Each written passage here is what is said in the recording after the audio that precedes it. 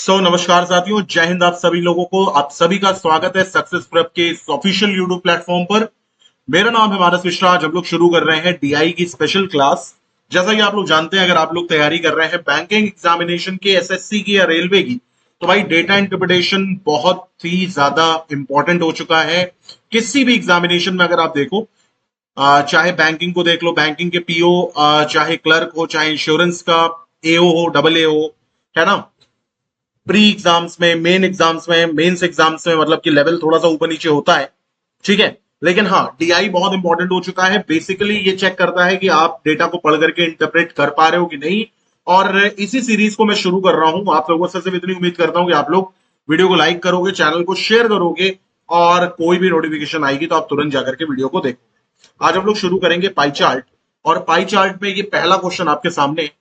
यहां पे क्या कह रहा है कि the following pie chart shows the percentage distribution of the expenditure incurred in publishing book. Study pie chart and answer the question based on it. तो भैया वो सिंपल सी इतनी बात कह रहा है कि एक पाई चार्ट है हमारे पास और इसमें कितना कितना खर्चा हुआ आपको ये दिखा रहा है यहाँ पे। जैसे वो कह रहा है कि प्रमोशन में आपका 10% जा रहा है, यहाँ पर ट्रांसपोर्टेशन में 10% जा रहा है, पेपर की कॉस्ट में 10% जा रहा है, बाइंडिंग में 20, रॉयल्टी में 15 और प्रिंटिंग, यानी यहाँ पर कोई वैल्यू नहीं आपको दे रखी है। यहां पर आपको सिर्फ परसेंटेज एलोकेशन दे रखा है एक्सपेंडिचर का कि कितना खर्चा हुआ है। पहला क्वेश्चन अगर हम यहां पर देखें, और देखो ये प्री लेवल का डीआई है आपका, ठीक है। चाहे आप आईपीएस क्लर्क दे रहे हो, चाहे आप पीओ दे रहे हो, चाहे इंश्योरेंस दे रहे हो, इस टाइप का क्वेश्चन आपको जरूर देखने को मिलेगा। किस तरीके से 2 मिनट के अंदर 5 क्वेश्चन सॉल्व करेंगे, मेरे साथ साथ देखते रहिए। कह रहा है if for a certain quantity of books the publisher has to pay 30,600 as printing cost, यानी कि पब्लिशर प्रिंटिंग कॉस्ट दे रहा है कितनी, 30,600 रुपए। और तो वो आपसे पूछ रहा है कि भैया रॉयल्टी का कॉस्ट कितना होगा, रॉयल्टी का कॉस्ट कितना होगा। अच्छा ये बताओ प्रिंटिंग कॉस्ट कितनी है, 20% है, तो 20% की वैल्यू आपको कितनी दे रखी है, 30,600। तो इसका मतलब 2% की वैल्यू कितनी हो गई, 3,060 रुपए। और 1% की वैल्यू कितनी हो गई, तो आप कहोगे सर इसको काट देते हैं 2 से, 1530, यानी 1% की वैल्यू आ गई 1530 रुपए। रॉयल्टी कितने परसेंट की है, रॉयल्टी है 15%, तो 15% की वैल्यू कितनी हो जाएगी। तो बहुत इजी है भाई, 1530 को मल्टीप्लाई कर दो 15 से, तो 15 को 0 से मल्टीप्लाई करो, 0, 15 इंटू 3 कितना हो जाएगा, 45, 4 कैरी हो गया, 15 इंटू 5 75, 75 का 4 79, 7 कैरी हो गया, 15 इंटू 1 15, 15 7 22, यानी 22,950 रुपए, जो कि सी ऑप्शन में दे रखा है। क्लियर हुई बात, 22,950 रुपए, है ना। कुछ नहीं करा हम लोगों ने, रॉयल्टी का पैसा दे रखा है, रॉयल्टी की परसेंटेज दे रखी है, 20% की वैल्यू 30,600 है, तो 1% की वैल्यू 1530 हुई, तो 15% की वैल्यू कितनी हो गई, 1530 इंटू 15, बस। अब देखो क्वेश्चन नंबर 2 की तरफ देखो, कह रहा है central angle of the sector corresponding to expenditure incurred on royalty. Royalty का सेंट्रल एंगल आपसे पूछ रहा है, और इस क्वेश्चन को जरा ध्यान से देखना, क्योंकि सेंट्रल एंगल आपको निकालना आना चाहिए। भाई देखो, किसी पाई चार्ट क्या होता है, पाई चार्ट मतलब होता है सर्किल, सर्किल का टोटल एंगल कितना होता है, 360 डिग्री।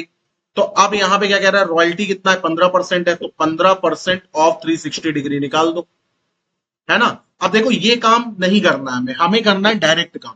15% मिलकर के बनता है 10% प्लस 5% से, और ये हमें निकालना है किसका, 360 का। 360 का 10% कितना हुआ, 36, 5% इसी का आधा कर दो, 36 और 48 कितना हो गया, 54 डिग्री हो गया, यानी कि सी ऑप्शन। 36 और 18 कितना हो गया, 54 डिग्री हो गया। इस तरीके से करना है। कितने मिनट का क्वेश्चन था। फिर यहाँ पे कह रहा है the price of book mark is 20% above the cost price. If mark price of the book is 180, then what is the cost price of the paper used in single copy. तो भैया paper cost की बात यहाँ पर हो रही है, यानी इसकी बात हो रही है। अब यहां पर अगर हम देखें, तो आप सिंपल ध्यान से देखना, यहाँ पे क्या कह रहा है, कह रहा है the price of the book mark is 20% above the cost price. तो अगर price mark 20% above the cost price है, हमने माना सीपी 100% है, तो मार्क प्राइस कितना हो जाएगा, मार्क प्राइस हो जाएगा फिर 120%, है ना। If mark price of the book is 180, तो 120% की वैल्यू कितनी दे रखी है, 180, तो 100% की वैल्यू कितनी दे रखी होगी। तो पहले देखो जरा, 1% की वैल्यू कितनी दे रखी होगी, ये सब मैं लिख लिख करके बता रहा हूँ, क्योंकि आप लोग पहली बार मेरा वीडियो देख रहे हो। धीरे धीरे करके जैसे जैसे इसमें चैप्टर्स बढ़ते जाएंगे, मैं डायरेक्टली आपको बताऊंगा। अब आपको निकालना 100% की वैल्यू, तो 100% की वैल्यू कैसे निकालोगे, तो 180 अपॉन 120 इंटू 100, इस तरीके से करके निकालोगे। 0 से 0 गया, तीन से काटो ये 6 बार में, 3 से 4 बार में, 2 बार में, 3 बार में, 2 से जाएगा 50 बार में, 150 हमारा आंसर आ जाएगा। सॉरी, 3 से गया 4 बार में, 3 से गया 6 बार में, तो ये 2 बार जाएगा, 6 से 2 बार में, 6 से 3 बार में, ठीक है। और उसके बाद हमें 100 से मल्टीप्लाई करना है। एक मिनट, पेपर की कॉस्ट, अरे यार शिट, पेपर की कॉस्ट यहाँ पे 25% हमें दे रखी है ना। हाँ, कॉस्ट ऑफ पेपर कितना हमें दे रखा है, 25% हमें दे रखा है। एक सेकंड, ये छोटी सी एक गलती हो गई, मैंने डायरेक्टली इसको निकाल दिया यहां पर। इस चीज को मैंने मार्क करा लेकिन मैंने ध्यान नहीं दिया। हाँ, ये देखो, पेपर का कॉस्ट हमें कितना दे रखा है, पेपर का कॉस्ट हमें दे रखा है यहाँ पे इतना, तो हम ये कहेंगे मार्क प्राइस कितना हो गया, 120% ऑफ कॉस्ट प्राइस, और कॉस्ट ऑफ पेपर कितना हो गया, 25% हो गया, है ना। कॉस्ट ऑफ पेपर कितना हो गया, तो 25% हो। और हमसे पूछा क्या जा रहा है, then what is the cost of paper used in single copy. ठीक है, जो हमने आंसर निकाला था वो सही निकाला था हम लोगों ने, लेकिन हमसे पूछा ही यहाँ पे कुछ और जा रहा है ना। हमसे पूछा जा रहा है कि कॉस्ट ऑफ पेपर कितना यूज होगा सिंगल कॉपी में। तो अब यहां पर देखो, जो 120% की वैल्यू है वो कितनी दे रखी है, 180, तो हमें निकालना 25% की वैल्यू कितनी होगी, है ना। तो हम इसको ऐसे ले सकते हैं कि देखो 120:25, और इसकी वैल्यू हमें दे रखी है 180:n, है ना। 120 की वैल्यू हमें 180 दे रखी है, 25% की वैल्यू हमें n, यानी कि हमें निकालनी है। तो हम कैसे निकालेंगे, हम डायरेक्टली करेंगे 25 into 180 upon n is equal to n upon 120 is equal to n, ठीक है। यहां पे कितना हो जाएगा, upon 120 is equal to n। तो यहाँ पे 0 से 0 गया, 2 बार में गया, 3 बार में गया, 25 × 3 कितना हो जाएगा, 75, 75 का आधा करो भाई, 2 3 जा 6, 2 7 जा 37.5%, रुपीज 37.5 रुपीज में आएगा ना, क्योंकि परसेंटेज परसेंटेज तो कैंसिल हो गया। तो यहाँ पे क्या वैल्यू आएगी, तो यहाँ पे वैल्यू आएगी 37.5, यानी कि जो कॉस्ट ऑफ पेपर है सिंगल बुक की वो कितनी लगी होगी, 37.50 रुपए, और मार्क प्राइस कितना है बुक का, 180 रुपया, ठीक है। वो ये कहना चाह रहा है। चलो क्वेश्चन नंबर 4 की तरफ आते हैं। क्वेश्चन नंबर 4 हमारा क्या कह रहा है, कह रहा है 5500 copy are published and transportation cost on them amount to rupees 82,500। Then what should be the selling price of the book so that publisher can earn profit of 25%? ये भी क्वेश्चन आपका डायरेक्ट क्वेश्चन है, यहाँ पे समझो जरा क्या कह रहा है। कह रहा 5500 कॉपियां जो हैं वो बेच दी गई हैं, ठीक है, और उनमें जो ट्रांसपोर्टेशन कॉस्ट आई है वो आई है 82,500 रुपए की। What should be the selling price of the book so that publisher can earn a profit of 25%? तो 25% प्रॉफिट के लिए एसपी 125% होनी चाहिए, हाँ या ना भाई। 25% प्रॉफिट के लिए एसपी 125% होनी चाहिए। और ट्रांसपोर्टेशन कॉस्ट यहाँ पे कितनी है, देखो यहाँ पे दे रखी है 10%। तो ट्रांसपोर्टेशन अगर मैं आपसे पूछूं यहाँ पे कितनी है, तो आप कहोगे सर 10% है। ट्रांसपोर्ट की कॉस्ट कितनी है, 10%, और ये किस पे लगी है, तो सीपी पे ही लगी होती है ना। ट्रांसपोर्टेशन कॉस्ट कितनी है, 10% है सीपी की। अब यहां पर अगर हम देखें तो हमने ये माना कि हमें 5500 बुक्स का निकालना है, तो हमने एक्स मान लिया। 5500 बुक्स का जो एसपी है वो हमने मान लिया कि रुपीज एक्स है। आप समझो जरा इस बात को। तो हमने यहाँ पे वही वाला काम किया, 10:125, ये परसेंटेज की वैल्यू है। और हमें यहाँ पर क्या दे रखा है, ट्रांसपोर्टेशन का पैसा दे रखा है ना, कितना है 82,500, और 100 एसपी हमें निकालना है कितना होगा, क्योंकि हमें क्या निकालना है यहाँ पर, देखो selling price of the book. तो selling price of the book हमने माना कितना है, इतना। ट्रांसपोर्टेशन हमने माना कितना है, 82,500 माना, क्या हो तो दे ही रखा है। तो अगर हम इसको सॉल्व करें तो 10/125 is equal to 82,500 upon X, है ना। तो अब अगर हमें एक्स निकालना है तो हम क्या करेंगे, हम करेंगे 125 इंटू 82,500 अपॉन में एक्स, सॉरी अपॉन में कितना आ जाएगा,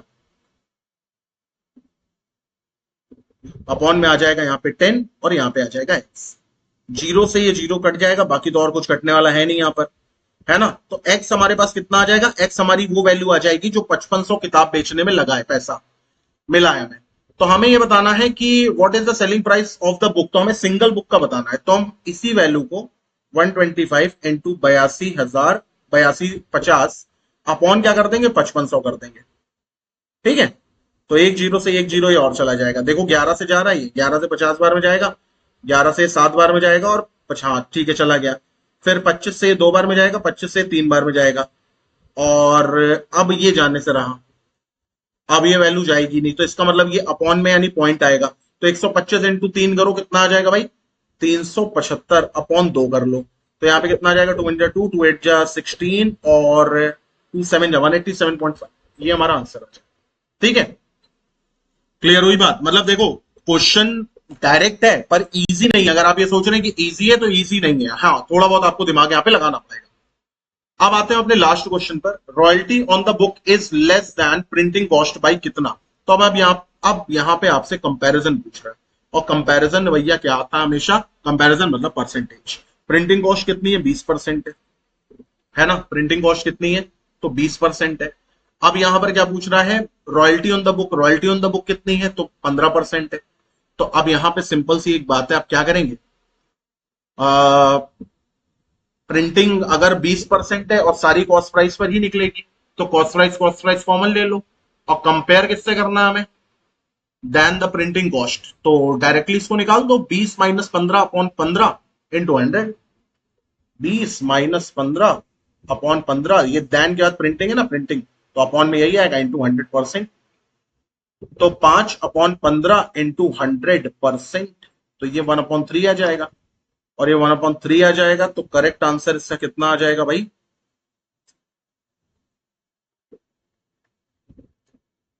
5 अपॉन, अरे यार प्रिंटिंग होगा ना यहाँ पे, प्रिंटिंग तो 20% दे रखा है, मैंने रॉयल्टी ले लिया यहाँ पे, तो यहाँ पे आ जाएगा कितना? 20 माइनस 15 अपॉन 20, क्योंकि प्रिंटिंग कॉस्ट 20 है।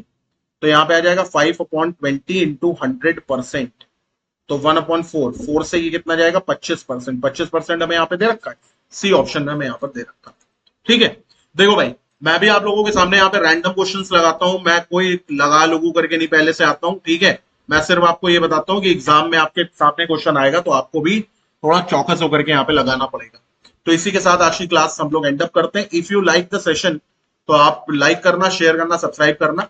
नेक्स्ट हम लोग बनाएंगे पाई चार्ट 2 के ऊपर वीडियो। ठीक है, पाई चार्ट 2 के ऊपर, और इसमें अगर आप क्लर्क की तैयारी कर रहे हैं, पीओ की तैयारी कर रहे हैं, या फिर रेलवेज का एग्जाम जैसे लगा हुआ है, जूनियर इंजीनियर एंड ऑल, तो इसकी तैयारी कर रहे हैं, तो इस वीडियोस आपके लिए बहुत इंपॉर्टेंट है। अब तो एसएससी में भी डीआई 2 से 3 मार्क्स का पूछा ही जाने लगा है, तो ये भी इंपॉर्टेंट है। ठीक है भाई, so till then bye, take care, have a nice day.